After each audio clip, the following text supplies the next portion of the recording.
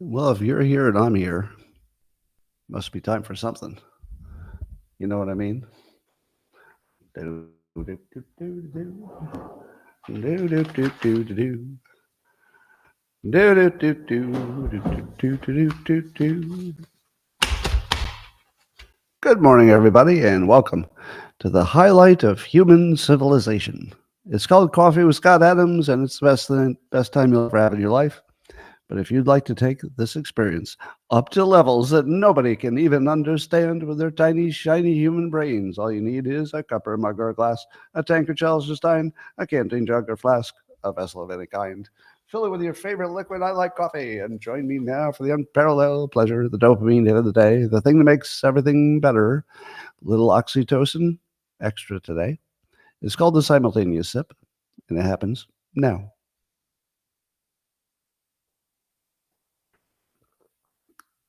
Oh my goodness. So good.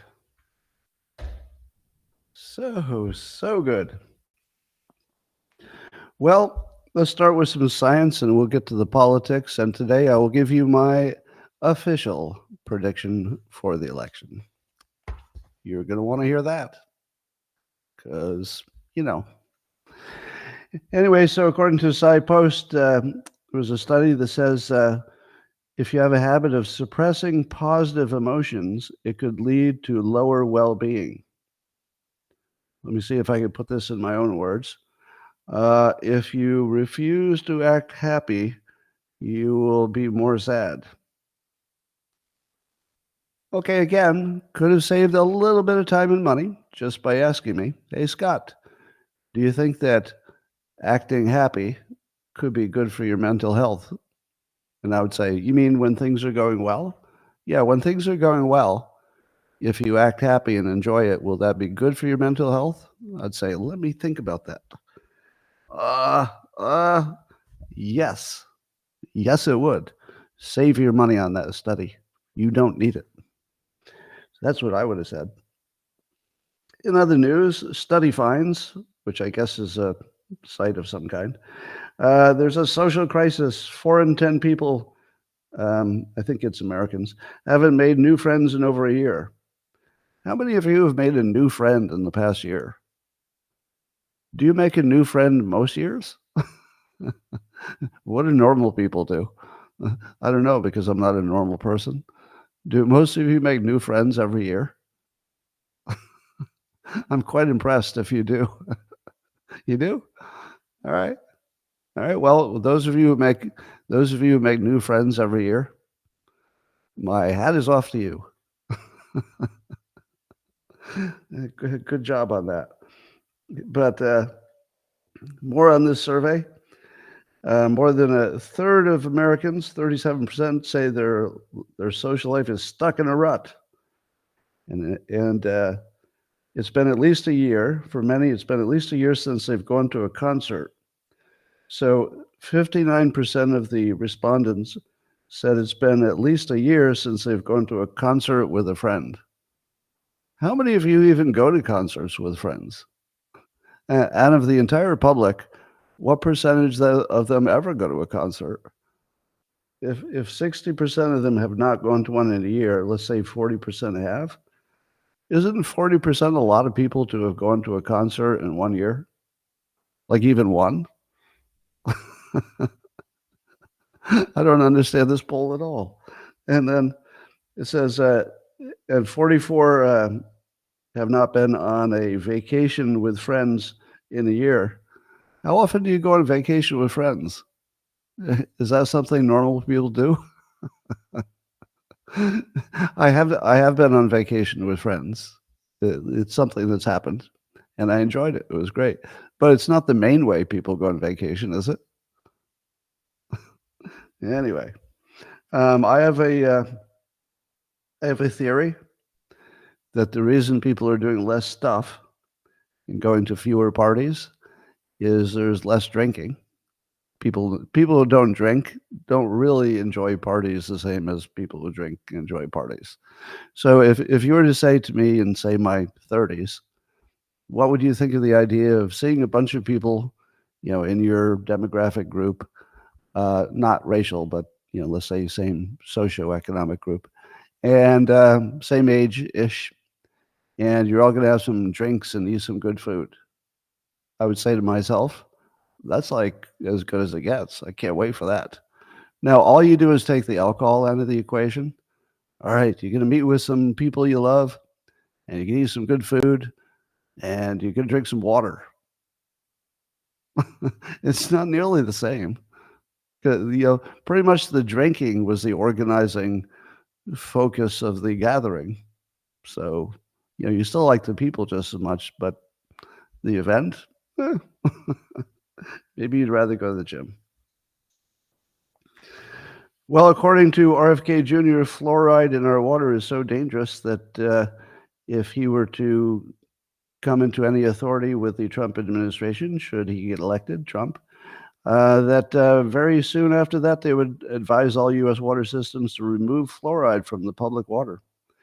Apparently, fluoride is, according to RFK Jr., an industrial waste associated with arthritis, bone fractures, bone cancer, IQ loss, neurodevelopment disorders, and thyroid disease. I think I have most of those. So it's the water. So people, whatever you do, do not drink the water from your town that's got the fluoride. What you want to do instead is drink the water that's put in those plastic bottles the plastic bottles. Okay, don't drink anything out of plastic because that will get you the microplastics that will stay in your body and your balls will be full of plastic. So don't drink any water that comes from your tap, but also from a water bottle. If it's raining, I wouldn't open my mouth and look up because I don't know what's in the pollution of that rain. Now, I feel like I should be recommending something here, but every now and then you'll see a dirty puddle. I recommend sticking your face in it and going blah, blah, blah, blah, blah, and just drink up that dirty brown puddle because it's not going to be perfectly healthy, but it's as good as the other water you have. It is. But you might be delighted to know there's a revolutionary new water harvester that is one of these devices. I've told you about these before that extract water from the air, but according to Ohio State University, they've made it much more efficient. So it'll use way less energy. I literally bought one of these. It's still in the box. I haven't opened it. But I bought a water generator. A power generator that could work on solar. And I bought a thing that will turn air into water because I feel like I need to make my own water, at least the drinkable stuff. And I don't know any other way to do it. Where do you get your water if it's not in plastic or out of the tap? It's the only two places I can get water, and they're both apparently going to kill me. So I'm going to make my own water out of the air. And then it'll take me about 6 months before somebody will say, whatever you do, don't use one of those machines that sucks the water out of the air because the filters are all corroded. I'm making that up. That's not true. But sooner or later, somebody's going to say that water will kill you too. So if there's anything I can tell you, I'm not a doctor, but you should never drink liquids for the rest of your life. Well, maybe that's why I'm not a doctor. You'll be dead in a week if you take my advice. Don't take my advice. All right, here now, my 2024 election prediction. This is the official one. This is the one I will not be able to wiggle out of. There will be no weaseling. I am committed. I am nailed down to this following prediction. And I will read it exactly as I wrote it on the X platform. I predict a landslide of election rigging claims. That's right. There will be so many claims of rigging on this election, and more than the courts can handle before January 6th, which allegedly is when we would certify the election. So what's going to happen if we have a landslide of election irregularity claims? As you know, the vast majority of them will be not real ones. In other words, somebody will think they saw something, but maybe it wasn't what they thought they saw. However, since there will be a landslide of claims and already it's beginning, by the way. We'll get to that. You can be sure that some of them will look, at least on the surface, like they could be quite credible. In other words, it'll be people who have signed things under penalty of law. They'll sign something legally. There'll be multiple witnesses to some things. In some cases, they'll have a ballot in their hand that literally is obviously fake. Those are the cases where we're not going to be able to have an answer about what's going on before the election has to be certified. So what do you do? If you had a few little claims, the courts have the luxury of saying, well, even if we were to take this case, it wouldn't change the outcome of the election. So why don't we just let it go? But what if it's an avalanche of claims and there are enough of them that look credible and of scale that you couldn't possibly know who won unless you figured out whether the claims were real? What do you do then? Well, here's the rest of my prediction. I predict that Trump will get most of the real votes, but Democrats will empty the trickster vault to keep him from being certified and taking office on schedule. In other words, I don't know what the official count will be, but I think that in the real world, Trump will get the most votes. That's my prediction. We might not ever know that because I don't know that we have a system that can tell us who got how many votes. I predict that massive voter fraud will be discovered, and it will confirm in the minds of the public that Trump was probably right about 2020 being rigged. In other words, if there is a large-scale cheat that is discovered, and maybe it already has been, this is a little bit of a tease for what is to come, then people are going to quite reasonably assume, correct or not correct, they will assume that Trump was right about 2020. Because do you think that there could be a massive voter cheat in 2024 and there wasn't one in 2020? Would anybody believe that? Right? Now, we have not discovered one in 2024. That has not been confirmed. But if it did, and this is my prediction is that it will, it's going to make you think 2020 looked different than maybe you thought, unless you already thought it was corrupt. Anyway, so the tricksters will come out. They will try to keep Trump from taking office. And I think that by the time that we discover the fraud, which I think we will, I feel like Trump will eventually, maybe the Supreme Court will get into it, but maybe it's the House of Representatives, depending on the claims. But I think Trump will ultimately take office, maybe by the end of January-ish. I think that we will miss our deadlines. I don't think January 6th or January 20th will necessarily be the certification and then the swearing in. But we won't be too far off because the more we miss those deadlines, the more critical it'll be to, get something done. So I think Trump will take office, and I think the golden age will begin, but not without a fight. Now, when I say fight, I do not mean physical. I believe that we've got several weeks of some real serious legal maneuvering. We don't know who will win now for sure. So when I make my prediction, of course, nothing is binary. It's all based on risk assessment and my best guess. I think that everything depends on whether there's a big enough cheat that gets caught before something gets certified. And I think the odds of catching it are now above 50%. So in past elections, I don't think either side was trying hard enough to catch any rigging. This time they're trying hard. This time the Republicans are putting something like 100% effort into looking for a cheat. If they don't find one, I'd be kind of surprised. I think we'd all be surprised if they don't find one, but we'll see. More on that. So Kamala Harris went on SNL, and it was just the cringiest thing with Maya Rudolph pretending they were looking in a mirror, except Kamala, since she was doing a comedy routine on a comedy show, and she's the cackler in chief. May I give you my impression of 90% of everything Kamala did on camera? Are you ready?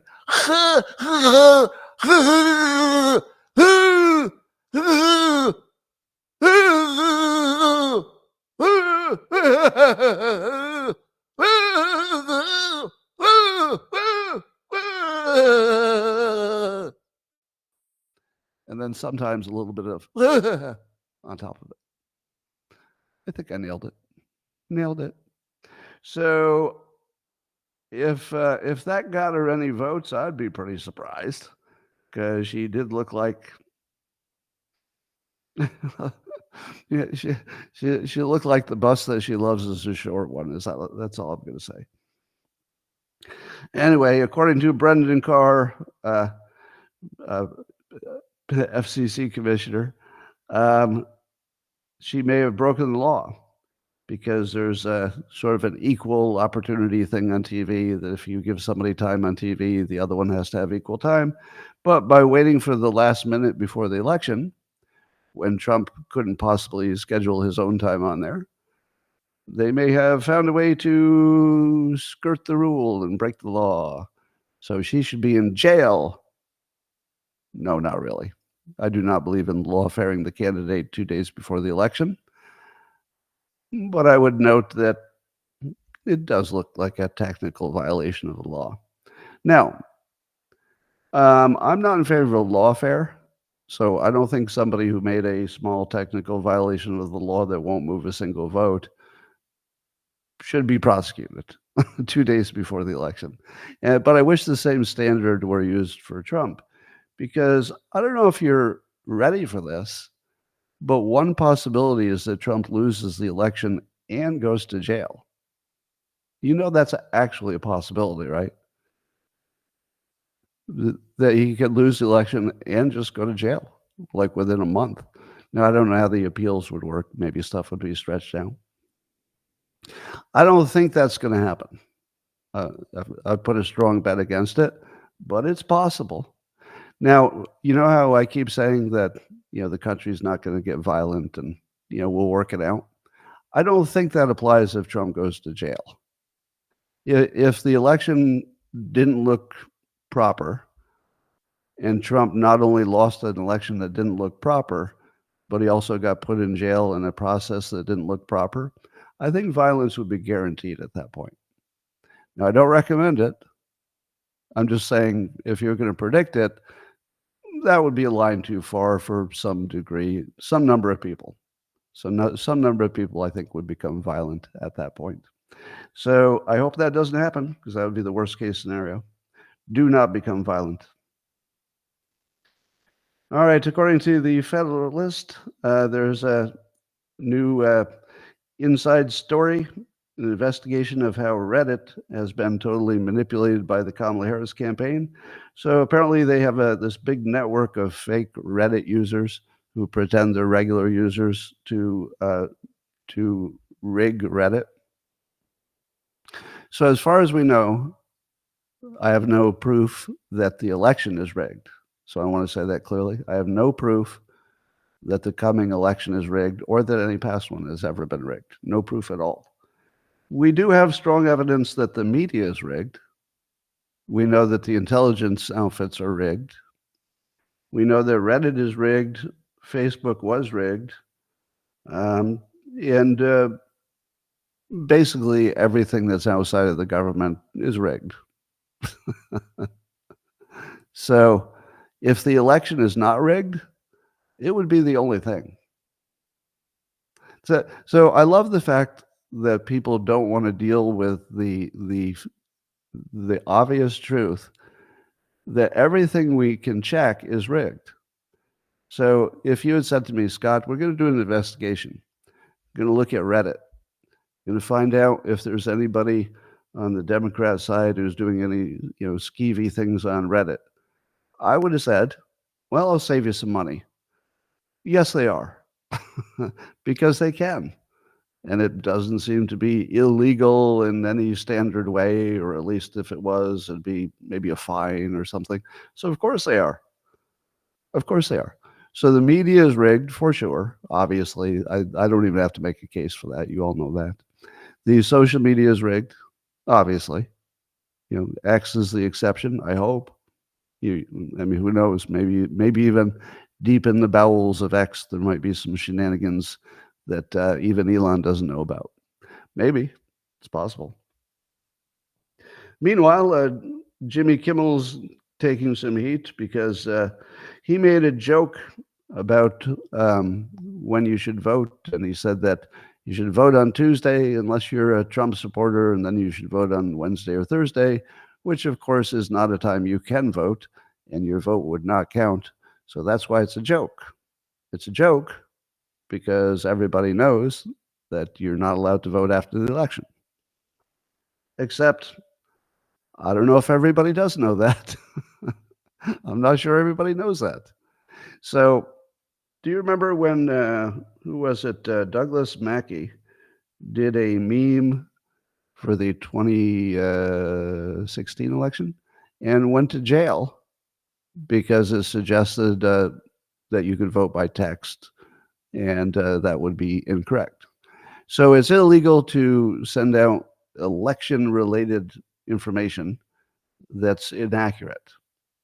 Now, Douglas Mackey did it as a joke, and Jimmy Kimmel did it as a joke.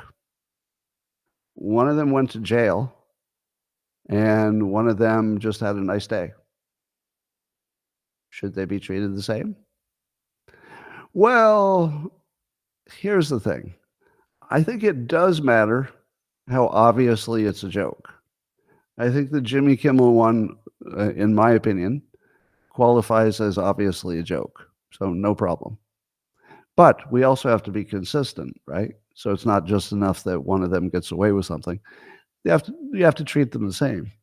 I looked at the Douglas Mackey thing, and I said to myself, "Oh, below a certain IQ, that might actually make you think you voted at a different time or a different way." So I think maybe the problem was that Douglas Mackey was just 10% short of being obvious. In both cases, they were jokes, so I don't think either should be. I think both of them should be, free speech, free people. But at least you can see there's some difference. Dumb people wouldn't have known the difference with the Mackey one. I don't know if any dumb people would have been convinced by Jimmy Kimmel, though.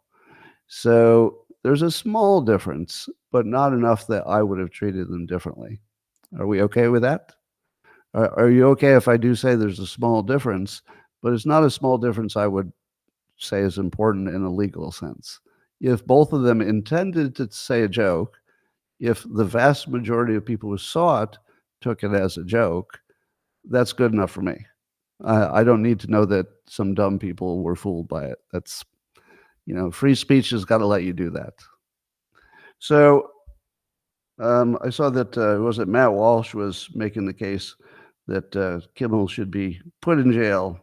And he said, "I'm dead serious when I say if Trump wins, he should do that." Now, I get what you're saying, Matt Walsh. I don't think that saying that before the election was your best play, because you don't want to start saying you're going to lock up your enemies right before the election. And first of all, we're not. Let's say this clearly. I get what Matt Walsh is saying. I totally understand the point, that you should treat things equally. And it would certainly, send a message.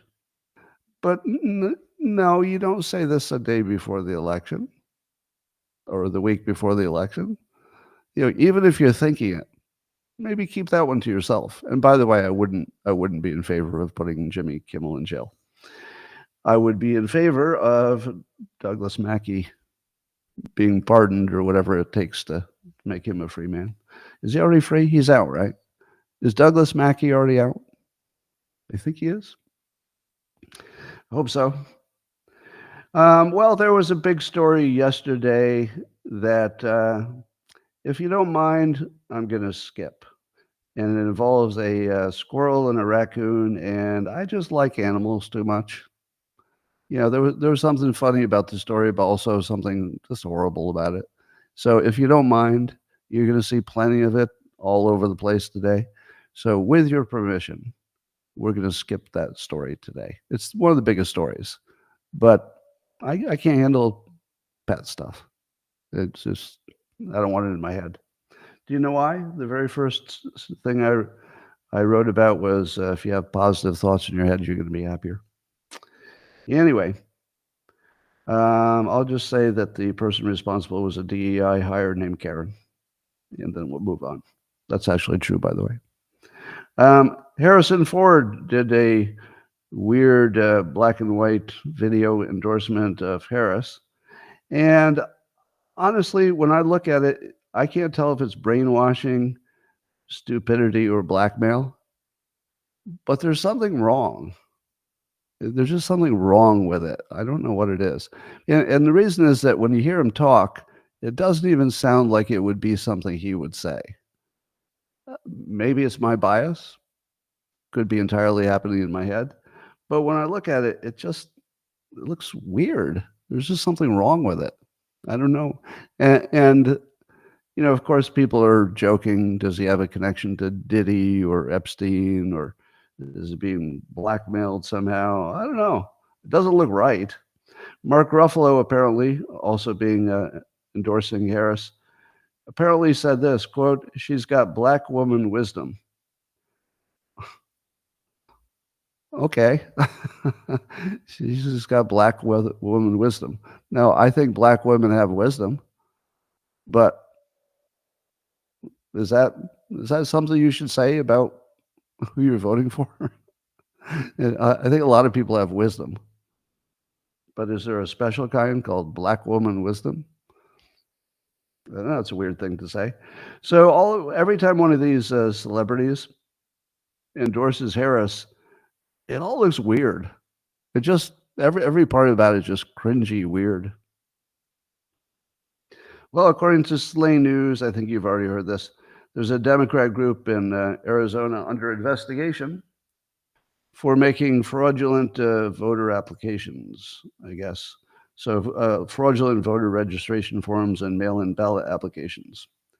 And a Pennsylvania prosecutor is investigating, this is according to Slay News, roughly 30 voter applications that were identified as fraudulent.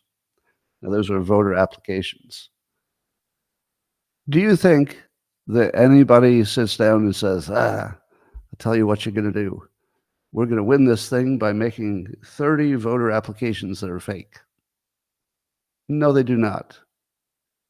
If you saw one or two, you might say, oh, this is somebody who's trying to vote twice. I'm sure that's happened.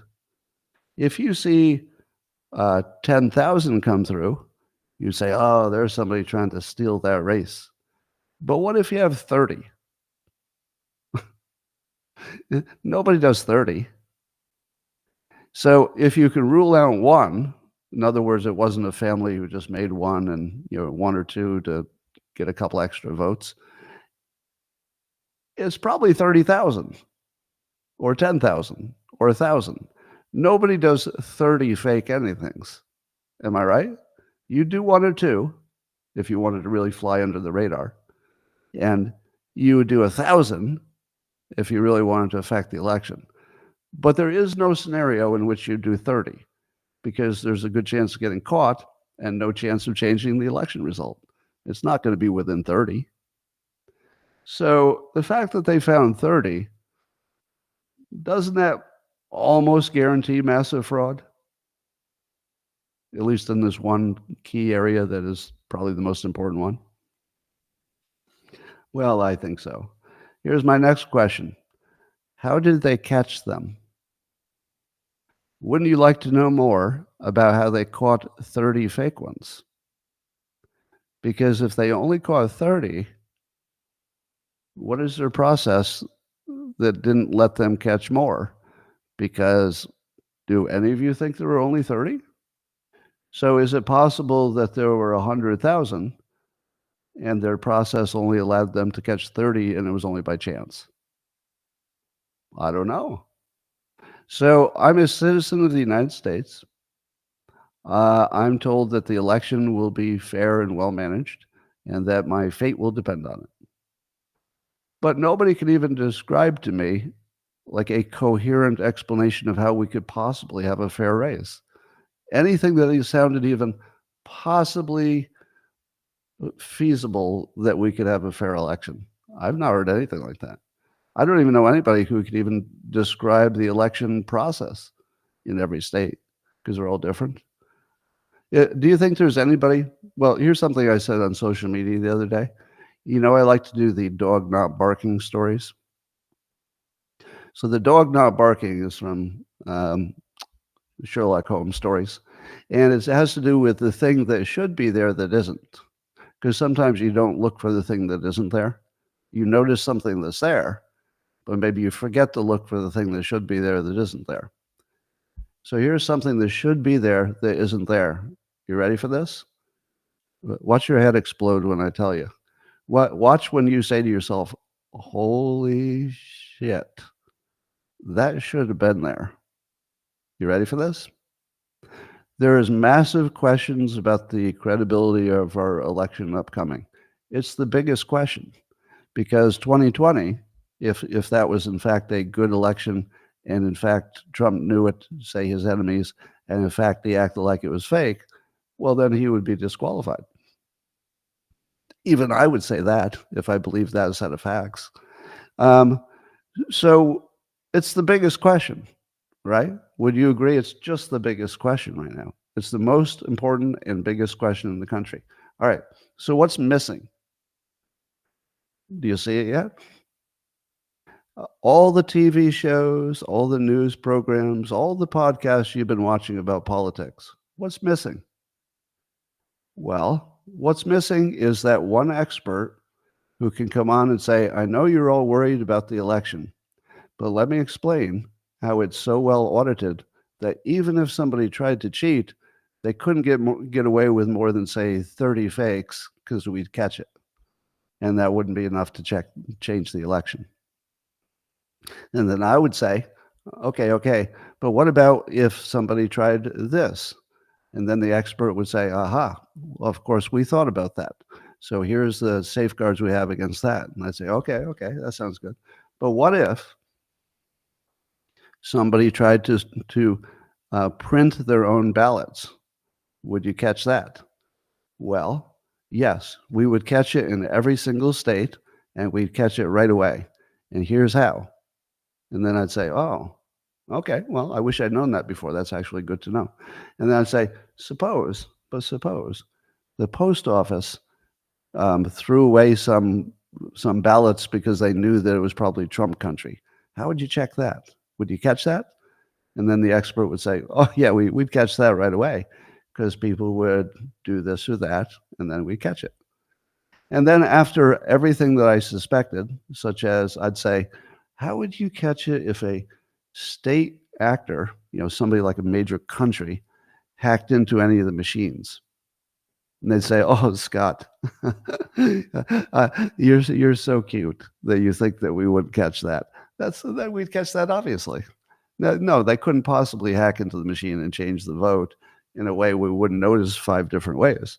So don't worry, Scott, and all the other people watching this, because this election, even though it's different processes and different people managing it in all kinds of different states and precincts, all of them are using a set of hardcore, really solid security processes that have been honed over the years, and you don't have to worry about it at all. So do you all remember seeing that interview? You all remember that, right? You saw it on NBC and CBS and CNN and MSNBC and Fox News, and Breitbart handled it. And I'm pretty sure it was on the AP and Reuters. The Atlantic probably had a big piece on it. Politico, I'm sure. The Hill. Did you see The Hill cover it? No, you didn't fucking see it. You didn't fucking see it because there's nobody in the whole fucking country who is even willing to go on TV anywhere and say, yeah, I can guarantee these elections are good because I understand the whole system and there's no fucking way to cheat it. Not one fucking person in the whole fucking country. None. Not you can't even get anybody to lie about it. Think about all the liars who have lied about everything about the election so far. They've lied about everything.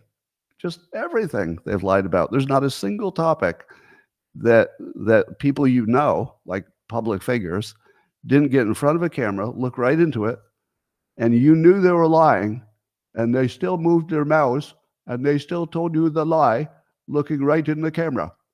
So there's no lie. There's no lie big enough or small enough that they won't tell right in front of your fucking eyes. Except this one. It's the only lie they won't tell. How many of you noticed before I just brought it up that nobody had ever had an election expert on to answer questions and explain how any kind of fraud that was significant would be instantly caught? Did any of you even think of it? That's how you know you're brainwashed.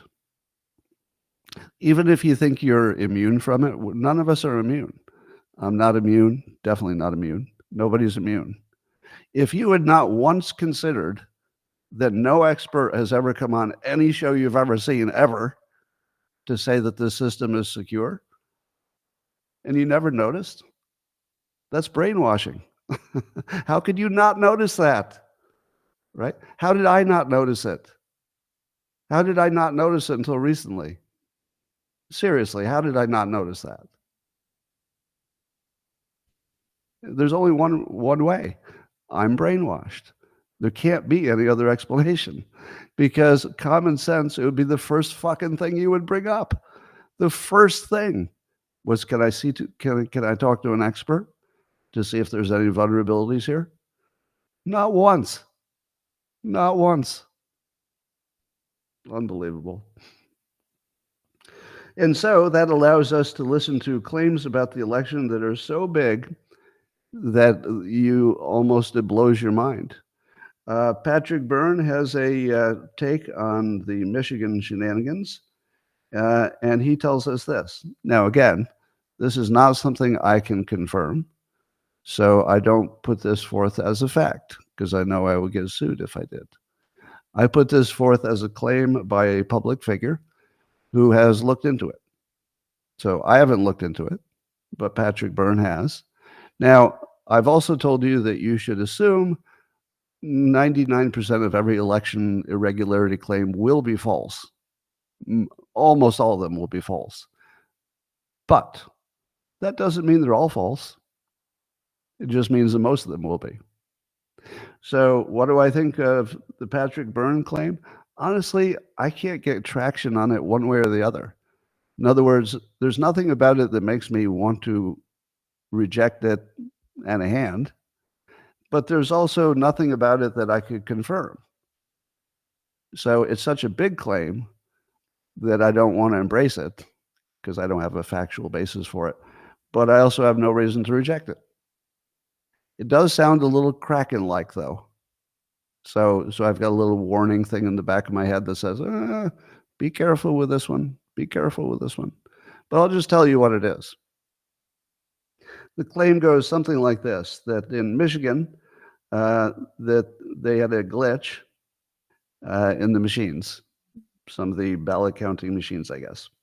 And that required a software patch. So the software patch would happen just before the election or during the election if it's already started early. And the software patch could not possibly be checked for security because there wouldn't be enough time and it's too many machines. So what Patrick Byrne says is the patch is the rig. That the way they do it is they make sure they've got software on there that looks completely secure and legitimate. There's a security check. Everybody says that looks good. And then, there was a glitch. And then to fix the glitch, they need a little software patch. And then according to Patrick Byrne, the software patch would include a virtual machine, basically a software emulated computer within a computer. It does its bad work of changing the vote count and then deletes itself so that there's no evidence that there was any malicious code in the first place. Now, could a state actor do something of that complexity? I think so. Is there a security expert who could tell me this could never happen because this and this and this are true? I'd like to see that. Uh, will that be on the Joe Rogan podcast sometime soon? Is MSNBC going to have somebody on to talk about how Patrick Byrne is totally wrong because there is no way that a last-minute software patch could cause a malicious outcome that you wouldn't catch right away? Here's the problem. I can't rule this in, but I can't rule it out. How do I have an election where I can't rule this out? How am I supposed to believe this is credible? So we've got 30 fake applications or ballots, I guess. We've got last-minute software patches that look exactly like what you would do if you were going to rig something. And let's see, we've got, there's a fourth Pennsylvania county launching an investigation into 1,500 suspected registrants after at least 600 were found to be complete garbage, according to the Gateway Pundit. So apparently Pennsylvania is just filled with irregularities already. It's probably exactly what it looks like. There's going to be an avalanche of irregularities. So if there's one thing you should keep in mind, it's a rate question. It's like a flow question. It's not a yes, no. It's a rate question. If the rate of claims of irregularities are big enough, we can't possibly meet our deadlines for certifying the election. And also have an answer about whether the election is good.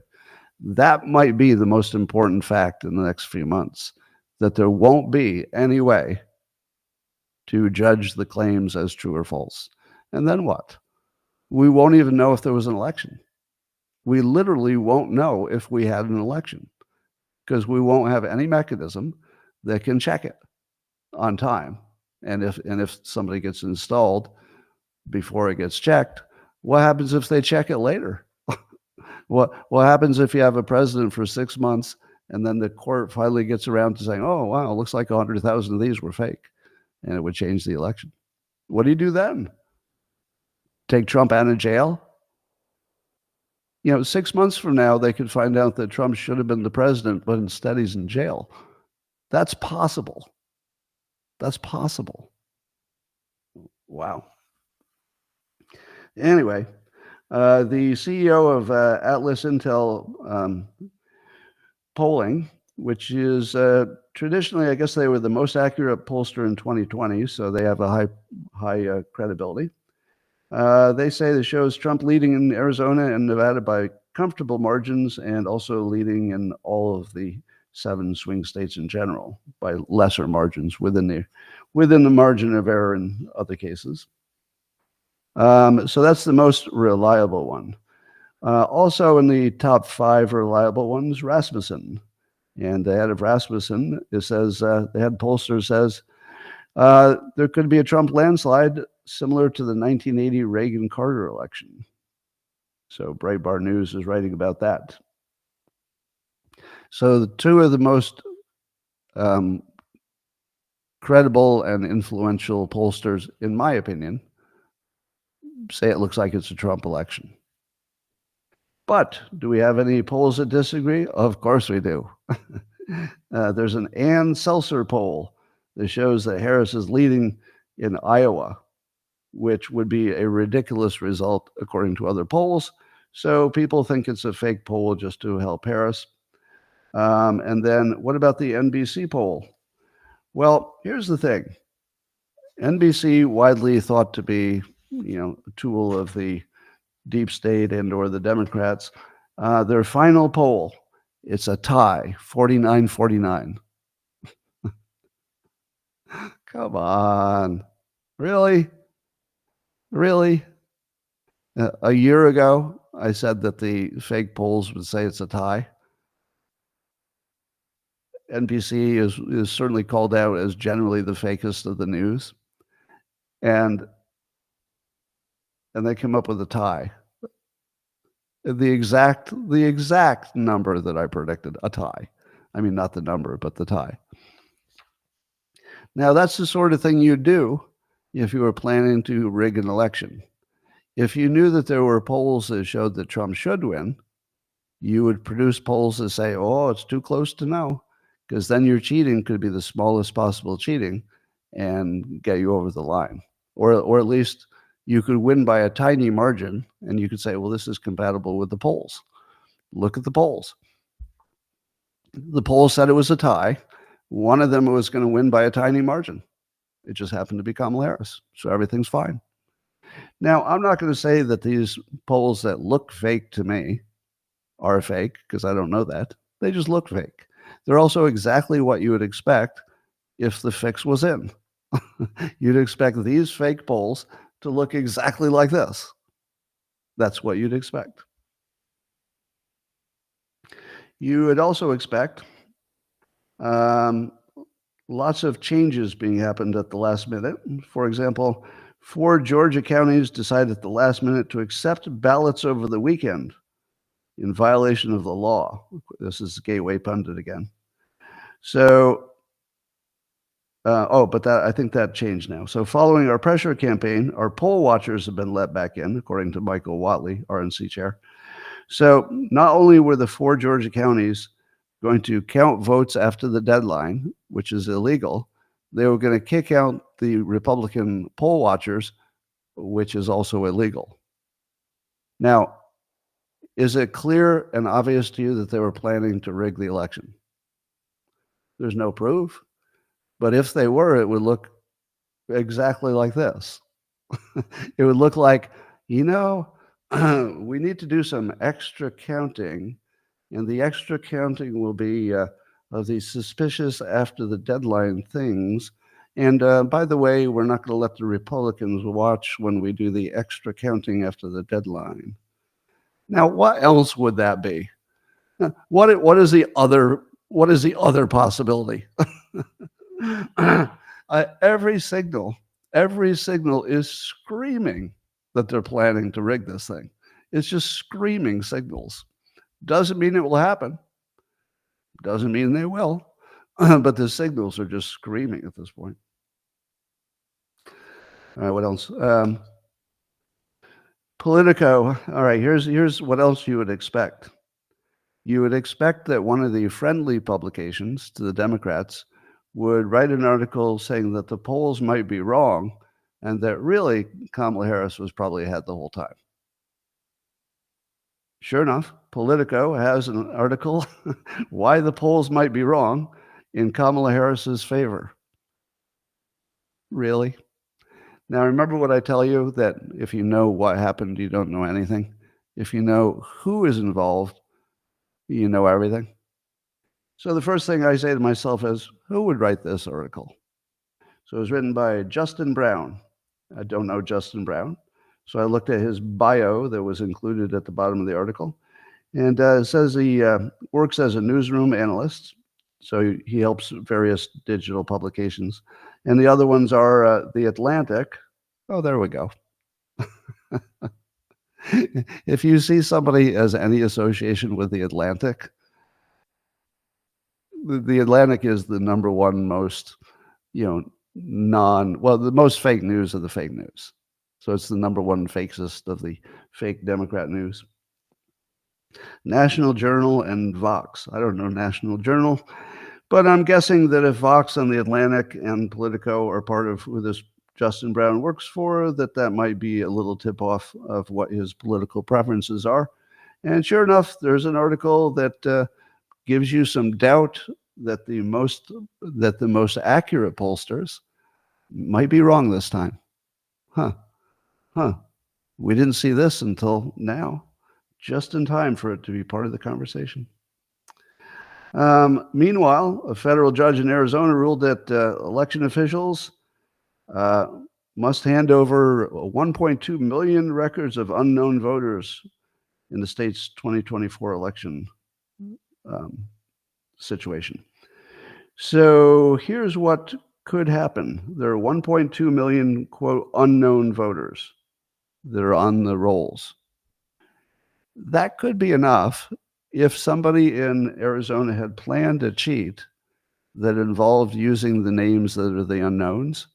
In other words, voting for those names without those names knowing that any votes had happened. Maybe they're dead, maybe they moved on the state. It could be that the cheat already happened. Somebody already mailed in a bunch of votes for the people on the unknown list, but now the good guys have the list. So the good guys can fairly quickly, I think, if they have the right authority to do so, check the actual votes against the unknowns and find out if the big cheat happened in Arizona. What do you think about that? So we may have a possibility where the door is already open for full visibility to one form of cheating, if in fact that form of cheating happened. The real problem is that the cheating happens and there's no way to catch it. But this would suggest that cheating that's already happened, meaning that probably the mail-in votes already got filled out, and then after the cheating happened, allegedly, this is just speculative, the good guys could get access to the list in time to do something before January 6th. What would happen if the election was off by one state? Let's say that one state was the difference and Kamala Harris won it all. And it's because Arizona went her way and nobody expected it. Well, this could be the third act. This could be the big thing that gets caught. So it could be a whistleblower that comes forward. That'd be fun. Could be something like this.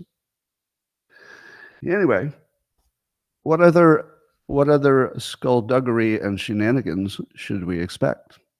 Well, both Jonathan Turley and Joel Pollack agreed with a take that I had on some legal stuff, which is a big deal to me because I'm just guessing when I look at the legal stuff. But if two people who are both lawyers agree with me, then I feel like I'm being smarter on the point. All right, here's the point. I mentioned it before, but now you know that smart people agree with me, so it's a different point. I'm just bolstering something I mentioned before. But on Bill Maher's show on HBO, you already know that Jamie Raskin was asked if he would accept a Trump win, and he said he would only if it's a free and fair election. So basically, he took the same approach as Trump and the same approach that he led the impeachment of Trump for. So in public, with complete clarity, the person who led the impeachment against Trump for doubting an election says he would do the same thing in the same situation and plans to. So he'll accept it if it looks good, and I think Trump would have too, and he will reject it if it looks obviously rigged, which of course he should, as anybody should. And how in the world are we just sitting there and watching that happen? How in the world is that not the biggest story in the country? It's because the Democrats control the media. So there won't be one mention of this in any of the traditional media. I'll bet you're not going to see it on NBC or CBS or ABC, or you're not going to see it in Reuters. You're not going to see it in the AP. You're not going to see it on MSNBC, CNN, right? And how much bigger of a story could it be than the person who led the impeachment says in public, as clear as day, that he'd do the same thing? And the reason that they can get away with this brainwashing is because they've made you think past the sale for 4 years. Think past the sale. The sale was the 2020 election rigged? If it was rigged, everything that Trump did is exactly what you'd want your leader to do. Question it, try to get it fixed. Right? But the brainwashing media starts you after the first question. The first question hasn't been answered. Was it rigged? We don't really have a way to know. And like I said, No news platform has put an expert on who could be questioned to find out if the public could know if an election had been rigged, right? So they tell you it was definitely not rigged, but they'll never put on anybody to back up that claim. Just people who just say it's not rigged. That means nothing. And they're not going to cover the fact that the guy who led the impeachment says in public, he says it clearly, that under the same situation that he believed, as Trump believed the election was rigged, that he'd do the same thing. There is no bigger story in the country, and it won't even be covered. But Jonathan Turley, he's independent, so he can cover it. I can mention it because I'm independent. Joe Pollak can mention it because Breitbart covers the actual news. They don't have to make stuff up. So the only place you'll even see this story is a place where no Democrat ever dares go. So they just hid it, completely hidden. Unbelievable. To me, that signals that no matter who wins the vote, the Democrats are planning to install their own candidate one way or another. New York Governor Kathy Hochul called the people who vote for Republicans anti-American. She actually said that in public. That voting for the Republicans is anti-American because the Republicans don't want to do like freedom and stuff. Now, that is such weird gaslighting. Like, no matter what you want to say about the preferences of Republicans or Democrats, it's pretty hard to say that the Republicans are against everything they're for. This is like saying that PETA is in favor of eating animals. No, PETA. They're PETA. They're the saving animals people. No, Republicans are anti-American. No. Republicans are the pro-Constitution, pro-flag people. Pro get the government out of my pants business. But not according to the governor of New York. Now, these are the ways that they soften up the country so that if they have to jail some more Americans for protesting the next election, they've got this predicate that, well, these are un-Americans. These are anti-Americans we're putting in jail. Every signal is screaming that the rig is planned. I have no facts that it's planned, but every signal is screaming. They're laying the predicate that all the news is conforming to exactly the messaging you would have if you plan to steal an election. Now, by the way, I don't think it's organized. So I do not believe that in a RICO-like fashion, all these entities are talking to each other. I don't believe, for example, that Kathy Hochul knows anything about anything happening with the votes in Pennsylvania, right? So it seems to me it's just people who know what to do because they all think they're fighting Hitler, so they're doing what they can do. So if you can cheat to beat Hitler, you do it. If you can say some messages that'll lay the groundwork for beating Hitler, you do it. If you can make a fake poll that maybe will get more funding for the anti-Hitler person, you do it. So they don't have to be coordinated. They just all have to know that they're all helping to get rid of Hitler, and then they just do their own things. Some of it. I mean, some could be coordinated, but not much. Joe Biden said in some public event that Republicans like Donald Trump are the type of guys you'd like to smack in the ass. He said, but I'm serious. These are the kind of guys you'd like to smack in the ass. He is so gone. It's unbelievable that Democrats would tell you that he's okay in the job. That's fine. That's fine. Just leave him in the job. Anyway, I've got a question for you. I need a legal take on this. Suppose the Constitution has deadlines for certification and also the swearing in, January 20th, I think. What happens if there's just events in the world that prevent those things from happening? Just nobody wants it to be prevented, but let's say there's a, I don't know, natural disaster. Let's say let's pick that. Let's say a natural disaster.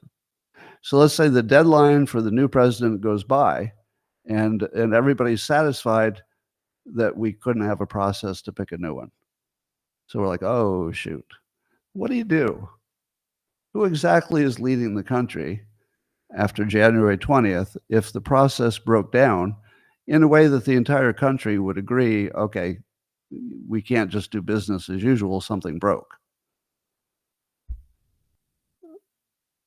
Speaker of the House. You say the Speaker of the House would become the president. So,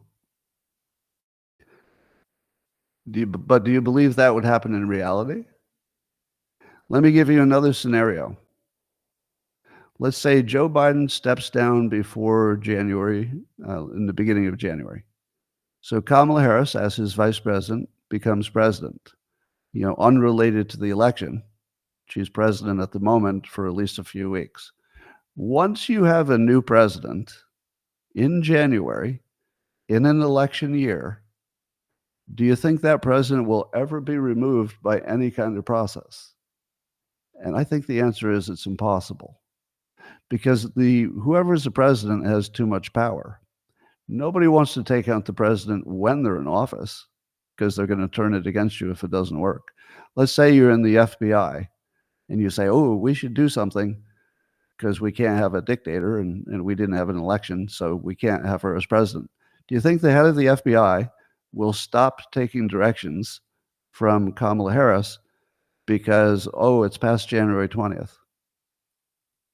I don't think so. I think she would stay in the White House if, let's say, she had already moved in. I think she would stay there. And she'd say, I'm going to stay here until we work it out. And then she would make sure that it never got worked out. And that would be the takeover. So I think the strongest play would be to put, possession is 9/10 of the law sort of thing. If there's nobody who's president on January 20th and we just can't decide, that's not good for anybody. Neither side is going to be happy with that. But if Kamala goes in and can act like, well, I'm the de facto temporary emergency president, we didn't plan on this, but gosh, somebody's got to be in control because otherwise Russia might try something and China might try to take over Taiwan if we don't have a president. So really, just for the benefit of the people, I will stay in office just for continuity until we work out, our issues about who won the election. And then as president, she could slowly close down every part of the investigation into who won the election. And then she just becomes president. So I think one of the strongest plays would be putting her in without being elected and then just trying to use the media to keep her there and use the CIA and all of her intelligence assets to keep her there. It's probably where it's heading. Anyway, Bannon was talking about the so-called low-propensity voters that did vote in 2020. So the Democrats claim that the reason that Trump lost in 2020 is that they activated so many of their non-usual voters. But it doesn't seem like in the polling that those non-usual voters are willing to vote this time. Do you think that if they existed in the first place, those non-typical voters, and they made the effort to vote Trump out in 2020, that they're going to stay home in 2024? But the polling suggests, I think Richard Barris was on there with on the War Room. The polling suggests that they don't exist. And Steve Bannon, who is more provocative than I am, says not maybe, but he's claiming that the reason that you can't find these low propensity voters this year is that they never existed and that 2020 was rigged with using the low propensity voters as fake voters. In other words, somebody voted their name, but they didn't vote. That would be the accusation. Now, I personally do not have proof of that. It is simply an election claim. So Given that Bannon and others think they have an idea where the cheat comes from, it comes from people who are possibly real voters who don't vote and wouldn't notice if somebody voted in their name, plus maybe people who shouldn't be on the voter rolls at all. I think it means the Republicans are going to be looking for that really hard. Doesn't mean they can find it. And it doesn't mean that if there was a cheat before, which I don't know, that they would use the same method again. So it could be that the Republicans are fighting the last war, but this time the machines will be rigged if they were not last time. Now, again, I'm not saying any machines have been rigged. I don't want to be sued. I have no evidence that any machine has ever been rigged or ever could be rigged. I'm just saying that if there were cheating, you could kind of move the nexus of where the cheating was so it's not the same place it was last time. I mean, that's what I'd do. Anyway, in other news, Israel is running out of leaders to kill. They claim to kill one of Hamas's last high-ranking members, according to The Hill. So it killed a senior Hamas official. Now, I'll remind you of my hypothesis of decapitation strikes. If you kill the top terrorist, number 2 is probably still pretty good. And, there's a good chance that number 3 is, maybe not as good as 1 and 2, but good enough to keep the movement going. But when you get to about the 6th person down in the leadership stack, you're going to hit a Wally. You know what I mean? You're going to hit a pointy-haired boss. You're going to hit somebody who can't keep that thing alive. And my guess is that by the time you get down to the last one of Hamas's high-ranking members, you're probably well out of the qualified people. Because in order to pull together any kind of movement that's affecting the world that much, you probably have to be a top 1%er.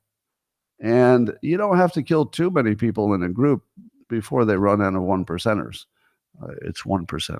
1% is exactly the right number. Now, I don't know if they've done it yet.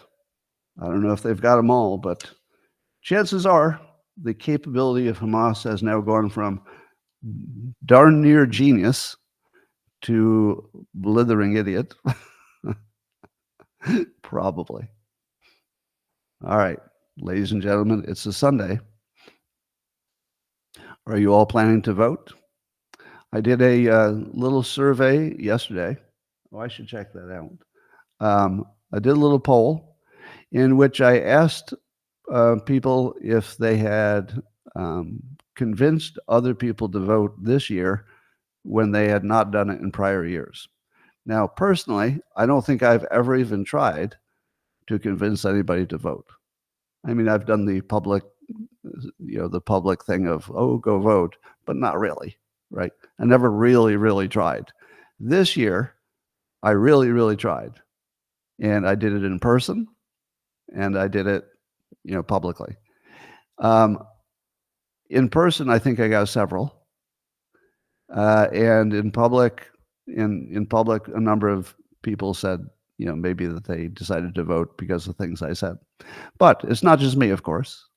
So I asked, and something like 60% of the people answered said that they got other people to vote, meaning for Trump.